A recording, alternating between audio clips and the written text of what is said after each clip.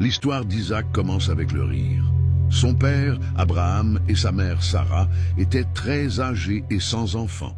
Dieu avait pourtant promis à Abraham une descendance innombrable. Lorsque enfin Dieu annonça la naissance imminente d'un fils, Sarah rit d'incrédulité. C'est pourquoi, à sa naissance, ils le nommèrent Isaac, qui signifie « il rira ». Isaac était le fils de la vieillesse et de la promesse. Il grandit dans le pays de Canaan comme l'héritier légitime de l'alliance que Dieu avait scellée avec Abraham. Quand Isaac était un jeune homme, certaines traditions disent qu'il avait environ 37 ans, son père fut soumis à la plus terrible des épreuves.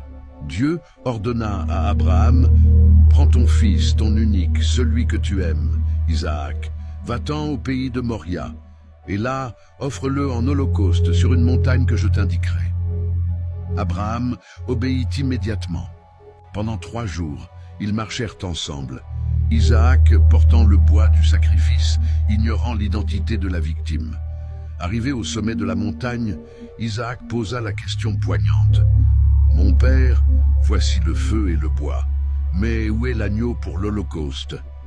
Abraham répondit plein de foi, « Mon fils, Dieu se pourvoira lui-même de l'agneau. » Isaac se laissa lier et placé sur l'autel de bois. C'est à cet instant ultime, alors qu'Abraham levait le couteau, que l'ange de l'Éternel l'arrêta.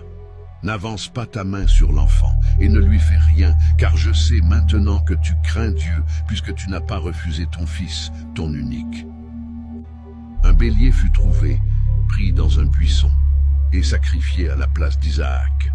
La promesse de Dieu fut alors renouvelée et confirmée par un serment solennel. Isaac revint indemne de cette épreuve, sa vie ayant été littéralement rendue par Dieu.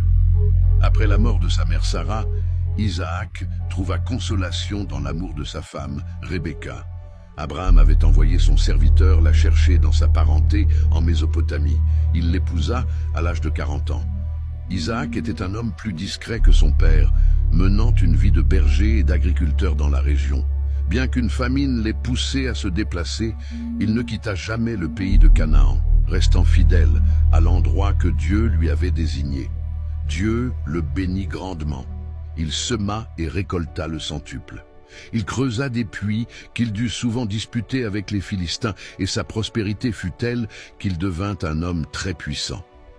Isaac et Rebecca durent attendre 20 ans